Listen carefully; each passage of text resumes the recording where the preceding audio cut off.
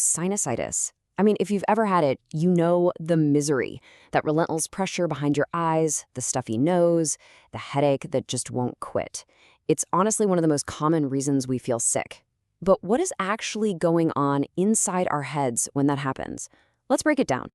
We have all been there asking this exact question. You feel absolutely terrible, and you're wondering, is this just a really, really bad cold I have to suffer through, or has it turned into something more? Well, stick with me, because by the end of this explainer, you'll know exactly how to tell the difference. And this is why we're talking about it. This isn't some rare exotic illness. The average adult gets acute viral sinusitis 1 to 3 times every single year. Think about that. It's a regular, unwelcome guest for so many of us. So yeah, understanding what's going on is pretty crucial to feeling better faster. Okay, so here's our game plan. First, we're going to define what sinusitis actually is. Then we'll dive into that awful, vicious cycle of pressure. We'll get into the big one. Is it viral or bacterial? And then we'll get super practical. How to read the signs, and most importantly, how to actually find some relief. All right, first things first. What even is sinusitis? Well, the name itself kind of gives it away. Anytime you see that itis at the end of a medical word, it just means inflammation. So sinusitis, it's literally inflammation of the sinuses. To get a little more specific, it's the inflammation of that mucosal lining inside your nose, and also inside these air-filled pockets you have in your skull, the paranasal sinuses.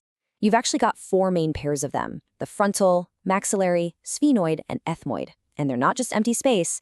Their job is to make our heads lighter and to warm and humidify the air we breathe. Pretty cool, right? Now, how long you've been suffering really matters. If your symptoms have been around for under 4 weeks, that's called acute sinusitis. That's the most common kind. If it's dragging on for 4 to 12 weeks, it gets the label subacute. But if you are battling this thing for 12 weeks or more, you have unfortunately entered the territory of chronic sinusitis. And trust me, that is a whole different ballgame. And this brings us to the big question, right? Why does it hurt so much? How does a simple stuffy nose turn into this incredible, throbbing pain? Well, the answer is a fascinating and pretty painful chain reaction that creates all that pressure inside your head.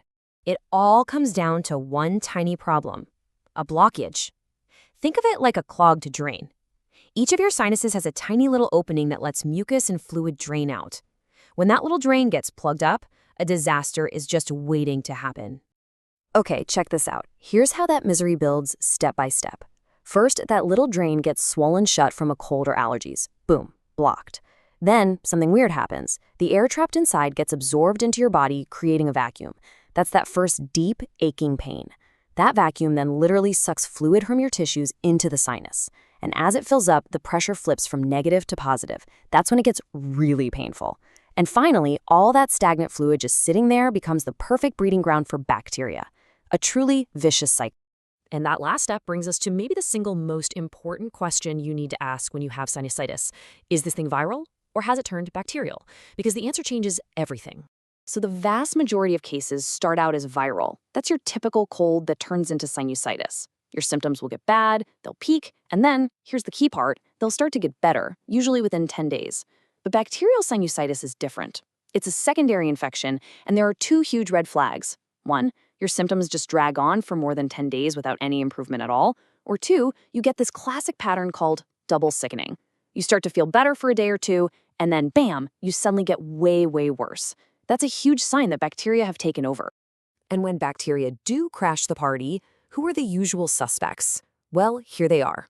In most acute cases, you're looking at one of 2 main troublemakers: Haemophilus influenzae and Streptococcus pneumoniae. Together, these 2 account for the lion's share of those nasty secondary infections. Okay, you're feeling that pressure build. How do you know for sure if it's sinusitis? Let's run down the classic signs your body is throwing at you. All right, let's do the symptom roll call. Number 1, the headliner, that awful pain or pressure in your face. Then you've got nasal congestion. You can't breathe through your nose. You've probably got that thick, colored nasal discharge. Yep, we're going there. Add in some postnasal drip, a headache, maybe you can't smell things quite right, a cough, a sore throat, maybe even a fever. If you're nodding along, ticking off a bunch of these boxes, you're almost definitely in sinusitis territory. So naturally, you might be thinking, okay, this feels pretty intense. Do I need a CT scan or some other kind of test to see what's going on in there? It's a super common question. And the answer is surprisingly simple. Almost never. For regular, uncomplicated sinusitis, a doctor can diagnose it just by listening to your symptoms in your story. That's what a clinical diagnosis is. The big guns like CT scans are saved for the rare cases where they suspect something more serious or complicated is going on. All right, this is it, the part we've all been waiting for. We know what it is. We know why it's so painful. So what in the world do we actually do about it? What are the proven ways to get some relief? Remember, since most cases are viral, antibiotics are not the answer here. They do nothing for viruses. The real goal is supportive care, just making yourself more comfortable while your immune system does its job.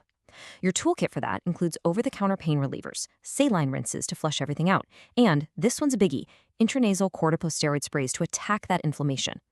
Decongestants can help for a day or two, but be careful. Use them for too long and they can actually make you more congested. Now wait, let's just pause here for a second, because this is a potential game changer. That steroid nasal spray is one of the most effective tools we have. But, and this is a big but, the research is clear. Most of us are using it completely wrong, which means we're not getting nearly the benefit we should be. So let's fix that right now. Here's the correct technique in 3 simple steps. First, use the opposite hand for each nostril. So your right hand for your left nostril and your left hand for your right. It feels weird at first, but it works. Second, aim the nozzles slightly back and out, away from the middle of your nose. You want to aim it towards the ear on that same side. Don't just spray the center cartilage. And third, sniff gently. You're not trying to snort it into your brain, just a gentle sniff like you're smelling a flower. That's how you get the medicine where it needs to go. And this all circles back to that big question about antibiotics. I really want this quote to sink in because it's the most important takeaway here. It says antibiotics are only for select patient groups because symptoms often just get better on their own. Overusing them doesn't help you, and it fuels the huge global problem of antimicrobial resistance. It's a really big deal. And just a quick word on chronic sinusitis, for those who have been suffering for over 12 weeks. The foundation of treatment is still the same. Long-term steroid sprays and saline rinsing are key. But things can get more intensive. Antibiotics might be needed for bad flare-ups, and for really tough cases, especially those with nasal polyps, there are now advanced options like biologic therapies or even surgery to finally provide relief. So let's wrap this up. We've defined sinusitis, we've unpacked that painful pressure cascade, and we now know the crucial difference between a viral issue needing support and a bacterial one that might need a doctor. The real power here is knowing that for the vast majority of cases, relief comes from managing that inflammation and those symptoms correctly from the very start. So I'll leave you with this to think about. The next time you feel that all too familiar pressure start to build, what are you going to reach for first?